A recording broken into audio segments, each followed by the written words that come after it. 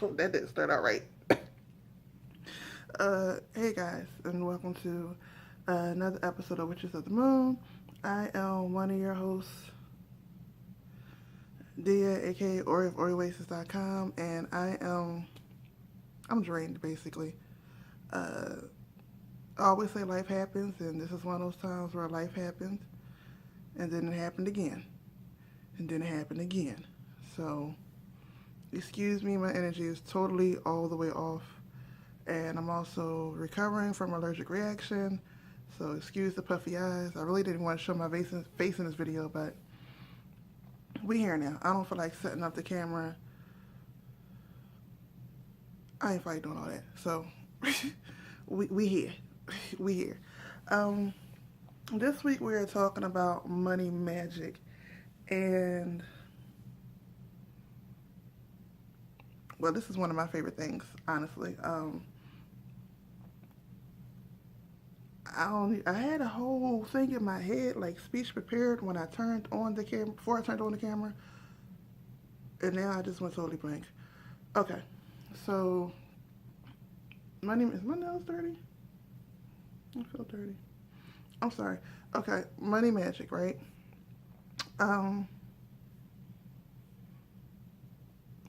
With money magic, there's aspects to it. Of course, there's the mentality of it, which was with any magic actually. Regardless of what area you're working the magic in, they all gonna have the same thing. There's the mentality. There's the excuse me, my throat's still a little itchy. There's the mentality. There's the practicality, and then there's the magic, and then there's still actual work that needs to be done. So, with that, okay, I don't feel like getting up and getting any more books. Okay, but with that being said, right, first is the mentality. And, basically, I love books. So with these, some of the books that I love that helps with mentality is, this one, which is, I don't like jacket covers on books, so normally when I get a hardcover book that has a jacket, I take it off. But this is The Energy of Money. That's the author right there. And basically it just goes through the mentality, your feelings of it. This is a good book, great book. I love it. I've had this for a while. Again, it goes with the mentality. This is also a good book, The Secrets of Solomon. Of course, this one quotes Bible verses, but majority of them, because it's talking about the secrets of Solomon, King Solomon, majority of the Bible verses are from Proverbs, because that is one of the books that he actually wrote, or he's accredited to writing. And this also kind of ties into last week's topics with the seals of Solomon. Like if you don't work with his sigils or seals, but you still want to work with Solomon, the book of Ecclesiastes, Proverbs, Songs of Solomon, and I believe the book of Wisdom, Ecclesiasticus, I'm sorry, and I believe the book of Wisdom are all accredited to him, which is the way I work with King Solomon the most anyway. But I'm sorry.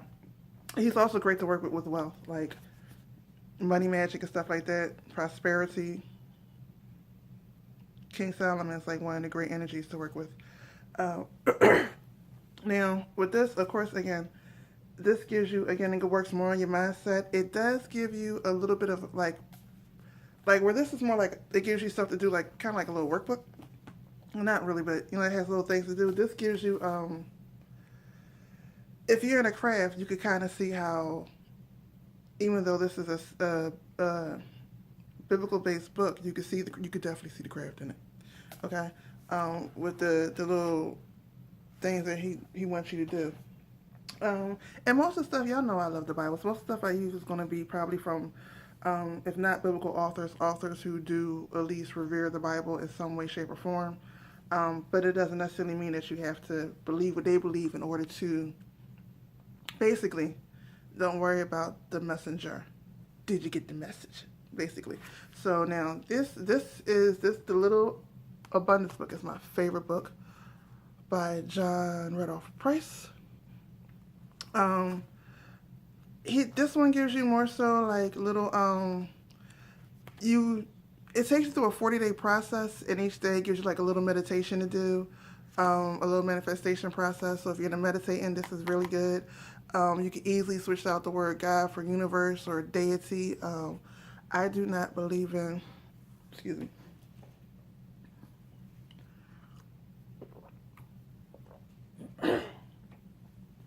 I do not believe in being humble for anything. I don't. So on that part, on certain parts of the books, you got to chew the meat and spit out the bones. But this is still one of my favorite books. And then this is also by the same author. This is The Manifestation Process. This is a used book that I luckily found in a used bookstore. That's why it's somebody else's name up there. I don't know who the hell that is.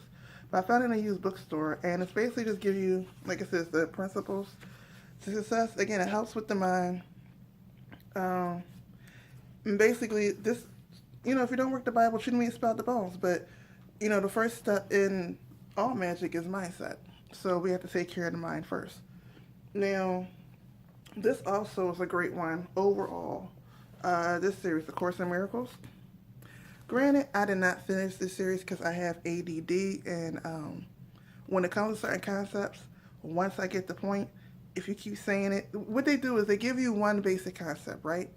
And what they'll do is you do a little thing each day, and they tell you it, and they literally tell you the same concept in a different way each and every day. For some people that work. For me, it ain't work. However, I still think it's a great tool to get you in that vibration and get you in that mindset, and to keep you in that mindset. That's where I was going. This is why I need to write notes, because that's where I was going. Okay. Basically, come on, voice, don't film me now. My throat is so itchy. Basically, all is memory, right? Everything is memory. So we have muscle memory, we have our spiritual memory, we have our emotional memory. Now, when it comes to money magic, or most magic in general, we have to fight against our, first of all, our childhood memories, our emotional memories, and we have to remember or reconnect to who we are spiritually. And in saying that, this is the reason why this book is great, is because it's a daily deck book, and if you need something a little bit quicker because you get bored fast, this book, it helps you to change your mindset a little bit. Now, it doesn't deal with your emotional. None of the books actually deal with emotional memory. So as you start changing your mindset, you start reading, you start doing the things they're telling you to do, emotions are going to come up. And that's a great time for you to do dark work and explore these emotions, so that you can finally connect the correct emotions you need to prosperity in order to have money magic, in order for the money magic to work for you. That's something everybody has to do. Because say what you want, you're not going to get the consistent money that you want until you have the right consistent connection to it.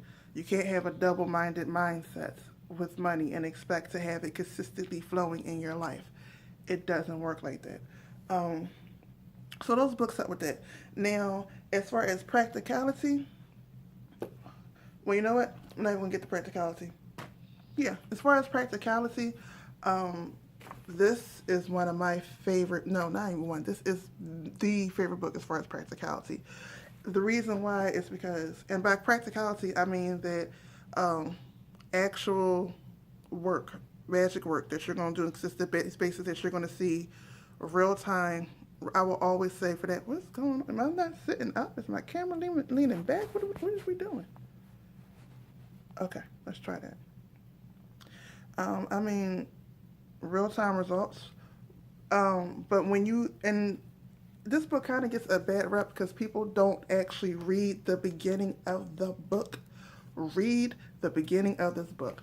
I used to have a Facebook group dedicated solely to this book. I went in depth with the book, with the concepts, with the ideas. If you do not work with the angels and Hebrew God, I broke it down to the other deities that have the same universal energies that you could use this book with.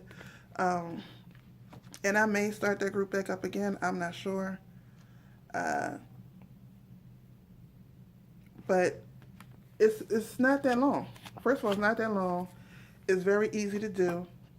But the thing is, you have to read the book. It's not that long. The book doesn't cost that much, and it's worth the investment. And read the book, because the concept is that it helps you practically start off with the level of money that you're used to, and slowly build to a different level of money, or slowly build to the level of money that you want. So that's that book. So, Magical Cash Book, where it actually has you create your own magical cash book, and you're going to work on it, work on it, work on it. And it tells you, the thing you have to pay attention to is that it tells you to start with small amounts. If you're only used to getting an extra $5 here and here, don't sit there and try to ask for 1,000. It ain't going to happen. The book literally tells you that, and most people miss that. And it's very practical. If you're used to $5, okay, you can get that 5. Let's work on getting the 7. Okay, now you get the 7. Let's work on getting the 10. Like, it's very practical if you do it the way that it does it. One of my other favorite books is this, Financial Sorcery, which Jason Miller gives you, he's a Jupiterian, I don't even know if I said that right, but he gives you basically a lot of symbols. I believe he and his fellow coven, I don't think that's the right word he uses, but anyway, they created a whole bunch of symbols that works with Jupiter. And for those who don't know, Jupiter is a planet that expands anything. What you give it is going to expand. So what I have found and used in this book, and use a lot of symbols, especially, which symbol do I use the most? Where is it at? No. Especially, no. This one. I use this one in a lot of my works. And it's for study work. So, combining this with this, you still gotta make the magic. You don't work it. What was I saying? Combine it too. It helps to keep it steady. Helps to keep it practical. It helps to keep it flowing, I should say. And the reason why I prefer to go to the practical side is because you can do spells, which can bring you. I'm not gonna say spells don't exist that can bring you a lump sum. It can. But those lump sums to me are few and far in between. And when you try to, and this is where they say don't be greedy at, because when you say, oh, I got this lump sum, let me just get this lump sum, but you don't really, it's not a necessity for you to get that lump sum, and you keep doing these other spells, one, you're overexerting your energy, and two, since you overexert the energy, it starts to not work for you, and the results come back too iffy. So instead of doing that, it's as far as the long haul, not right here, right now. Like, if you got a bill to pay and you got that spell that's going to get you that $500, work that spell. But I'm saying as far in the long haul, where you can get yourself practically, realistically, bring in that money so you don't need that spell. I like to work with the practical stuff so that hopefully I don't have to keep pulling on that spell, needing that spell, or I can use that spell to help somebody else, or I can use that spell to get some money that I can use so I can invest in to get to another level. Y'all get what I'm trying to say, right? All right. So basically, that's the way I like to work my money magic. There are plenty of good luck charms out there. So I'm pretty sure you'll probably want a couple because it's money magic. Oh, you're not going to get that from me, not right now. The other thing I want to say about money magic is that I have learned in my experience, or at least from my energy, that sexuality and money go hand in hand. So, and then by sexuality, I don't mean actually having sex. I mean actual sexual energy, how fluid you feel, and your, not gender,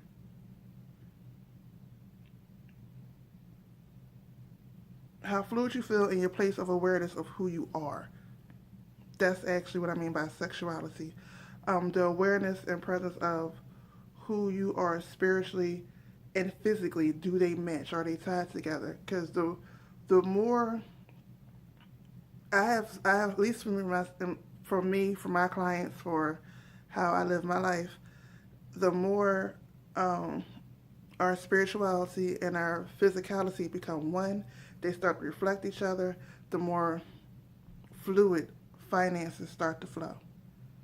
So that's one. So I will also suggest, tantric yoga, tantra, and I mean the real tantra. I don't mean not saying that it's not tantra. Um, I mean actual tantra, not just Karma Sutra. Karma Sutra is great, but I mean actual tantric works, the practices, the breathing, um, the meditations, the energy work, tantra, not just the Karma Sutra aspect of it. Um, but yeah, again, this video is longer than it should be. Uh, but Money Magic is great. I love Money Magic. Um, I'm about to get back heavily into it, so we'll see what comes out of that. And that's it. Don't forget to comment, rate, and subscribe. I'm sorry if I'm usually all over the place in all my videos, but again, if you follow me on social media, you kind of know what I've been through.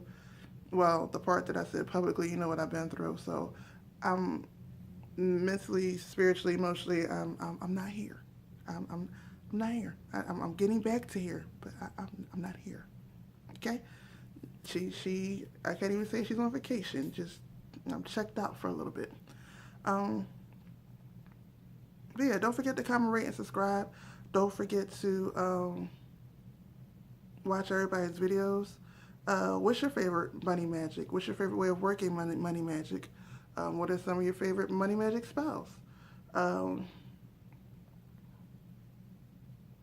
I can't even think of a favorite money magic spell right now because my brain's not here. It's really not.